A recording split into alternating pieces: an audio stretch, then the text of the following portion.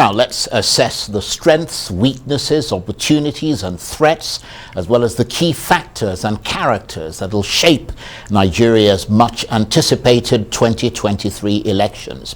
On the 25th of February next year, nearly 100 million Nigerians will have the opportunity to vote in a presidential ballot in which the incumbent, Muhammadu Buhari, will not feature as a candidate, though he'll still be president and has pledged to ensure that as part of his legacy, there'll be free and fair elections. But of course, much of delivering that promise will depend on the preparedness of the Electoral Commission, INEC, and the security agencies, as well as the conduct of the leading candidates and their support bases across the country. To that effect, the respected think tank, the Center for Democracy and Development, regularly puts out assessments of where things are and where they appear to be headed as the elections approach, something it calls a SWOT analysis. Well, for more on that, I'm joined now in the studio by the academic, activist and political scientist, Professor Jibrin Ibrahim, who is a senior fellow at the Center for Democracy and Development and chair of the editorial board of the Premium Times newspaper. Thank you very much indeed for joining us. Always a pleasure, Charles. Great pleasure. What exactly is a SWOT analysis? Well, it's really what they call the state of the situation at any point in time. This is something that moved from the business world to the political world, because companies in the business world always study their situation, look at the market, see how they could increase their market share by resolving whatever their weaknesses are and building on their strengths. And over the last 3 decades, increasingly the political world has adopted that format of analysis. This is because you can look at the search for political power essentially as the same as the search to expand your market, because you are trying to acquire this huge asset that's called political power. And in acquiring that asset, you have to look at yourself.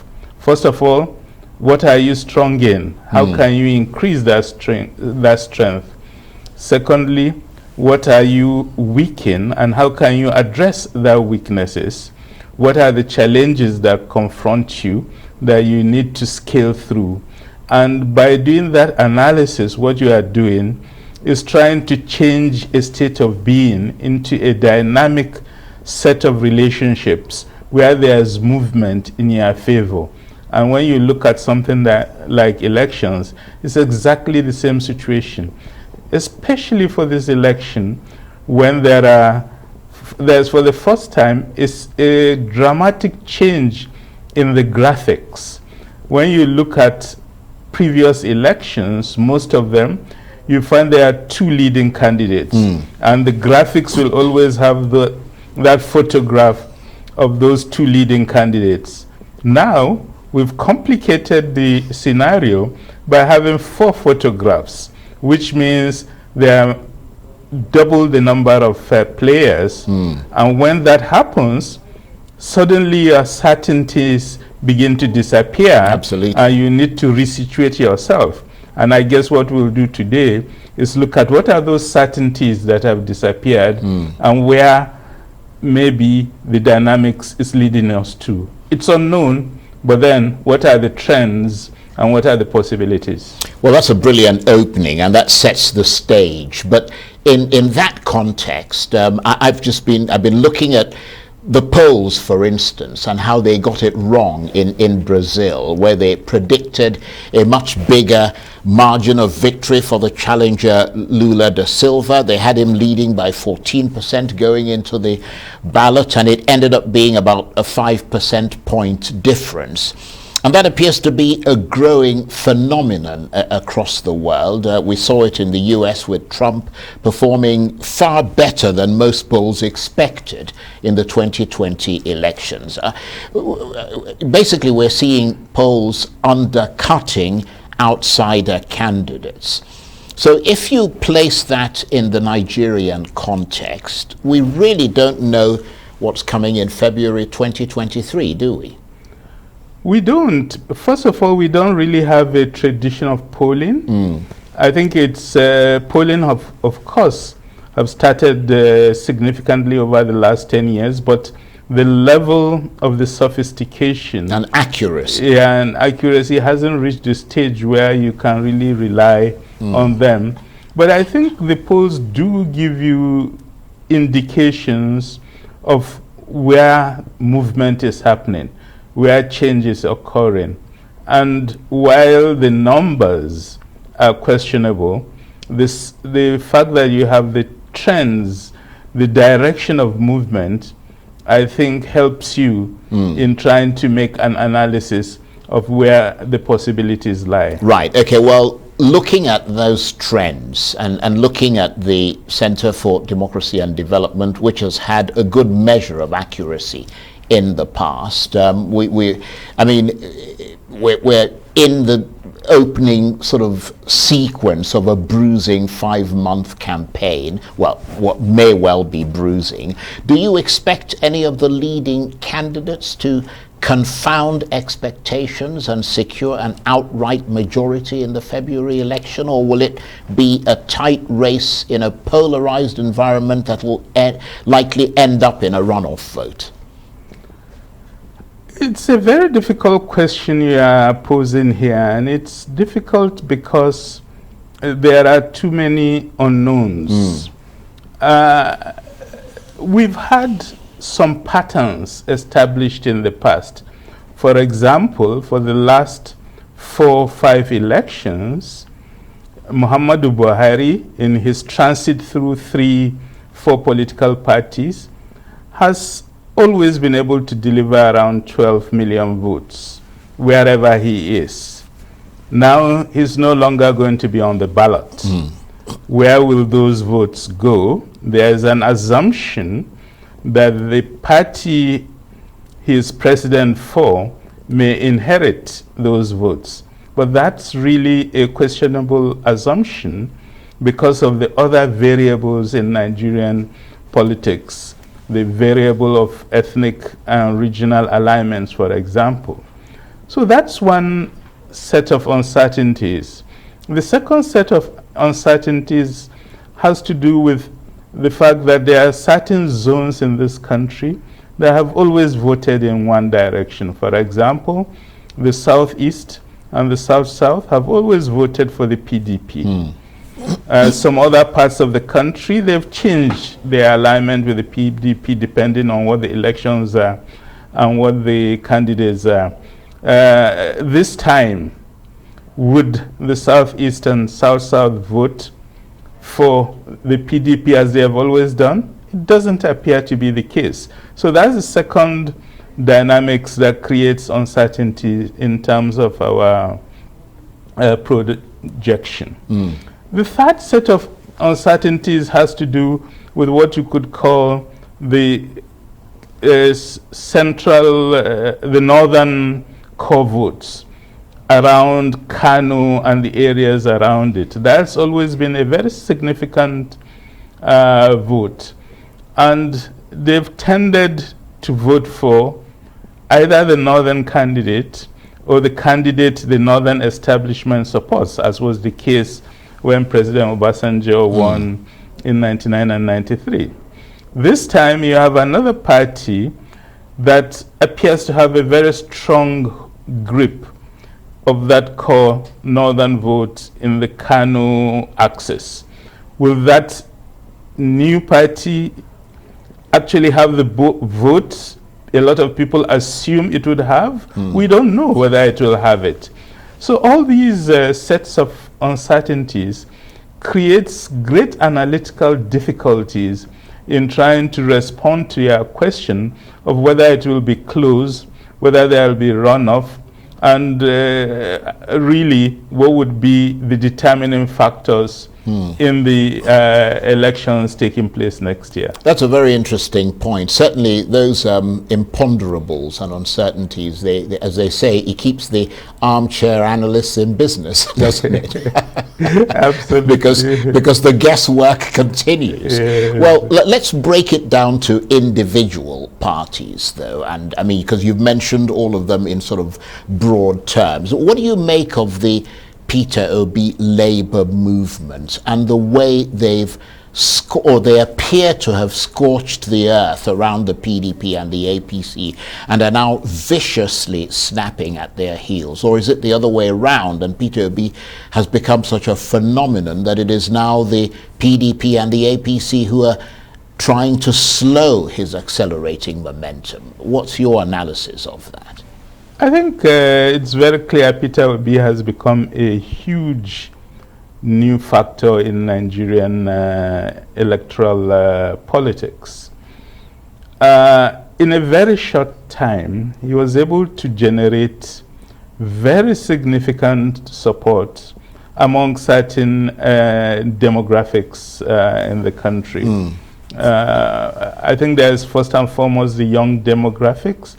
And that's a very interesting group because they don't have a history of voting in elections. These are people who make their points on the social media. And those of us in civil society have been engaging them over the decades that actually Facebook and Twitter don't have a single vote to deliver to any candidate. So stop thinking you are influencing politics by making your points on the social media. Finally, they've got that point. They now realize it. And the voting went up, I mean, not the voting, sorry, the registration for the voting card went up dramatically. And INEC has told us that a lot of that increase of young voters. But you would also recollect that this rise in young voters registering happened rather late and was cut off before a lot of them were able to complete their registration process. So there's an uncertainty there of knowing really how many of them are actually registered and would therefore be able to vote. We do know there's a significant number, but how large that number is still a bit unknown, especially as INEC has still not released the final numbers in terms of the registered number. The second issue is this demographics that is not used to voting. Will it stay the course? That is, will it be able to maintain its enthusiasm up to election day and actually go out and vote under whatever political, ideological, social conditions the very long and difficult campaign will create? That's not known. What is known, however, is that this Peter Obi movement is going to generate very significant votes that will impact on final outcomes. How far will that impact be is not quite known. I think the other dimension of this would be the identity mobilization that has started and would only continue as we move closer to the elections. This demographics and this party is caught in this identity politics that has developed in Nigeria. There's, for example, the very strong response many Nigerians have to the emergence of the Muslim ticket. And in that context, some people who oppose that ticket may vote for the Labour Party. But in that case, that would also generate a counter movement in the other direction, in the opposite direction, of people saying, well, okay, this religious demographic is concentrating here, so we are in the other religious demographic, therefore we will switch our support to the other.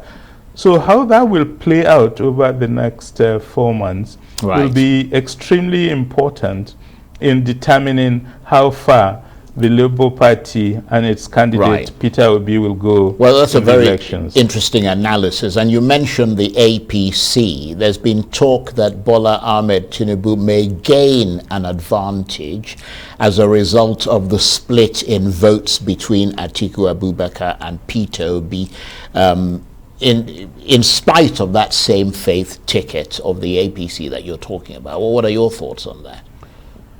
Well, yeah, it's very possible that he would gain. But you know, the important issue about this election is not who gains, but who loses support and votes.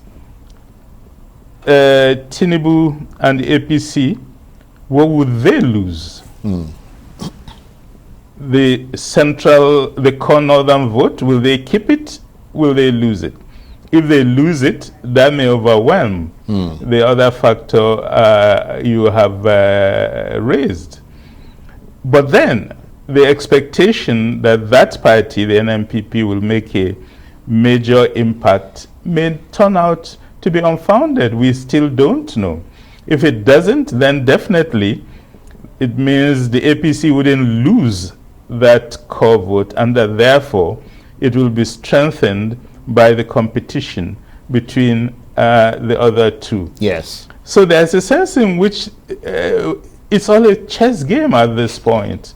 And those who are certain about it may just be certain in their imagination, but not in the arena of political reality. That's an absolutely extraordinary analysis. Let's move away from the political parties and talk about your assessment, because that was something that came up in your SWOT analysis about the preparedness of INEC, which of course now has to operate within the new Electoral Act and the new framework, but with an old leadership that conducted the 2019 election. What are the issues that you see there that might get in the way of a free and fair election, or are you fairly confident?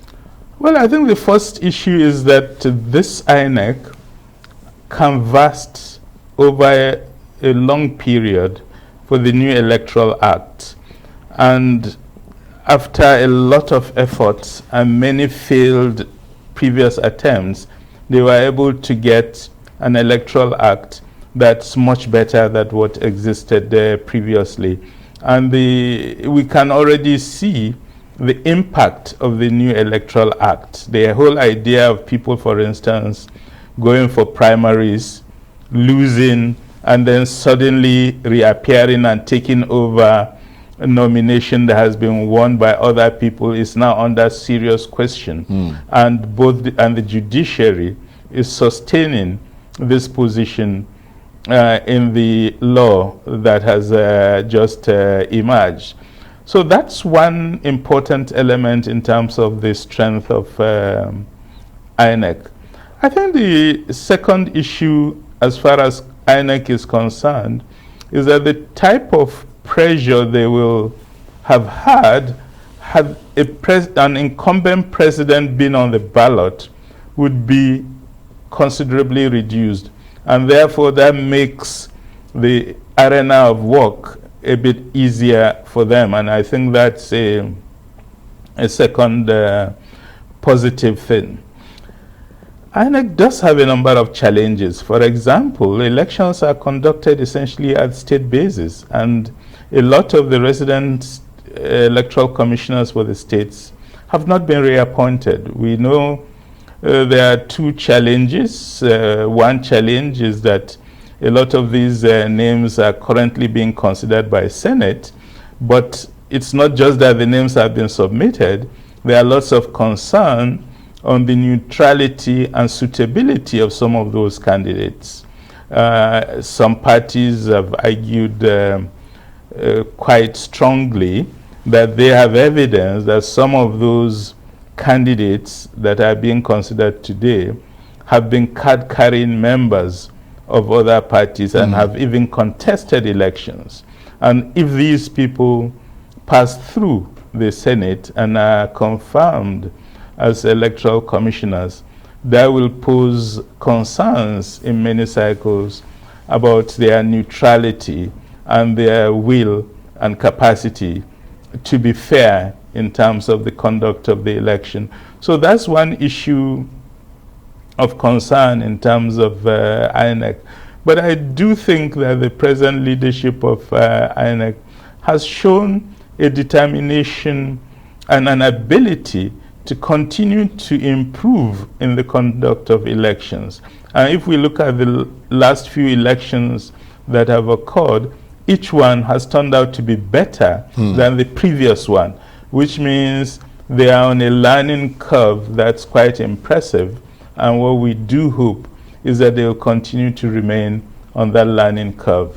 Well, I have to say, Prof, that's an absolutely splendiferous analysis. Thank you very much indeed. Professor Jibrin Ibrahim is an academic activist, political scientist, senior fellow at the Center for Democracy and Development, and chair of the editorial board of the Premium Times newspaper. Thank you.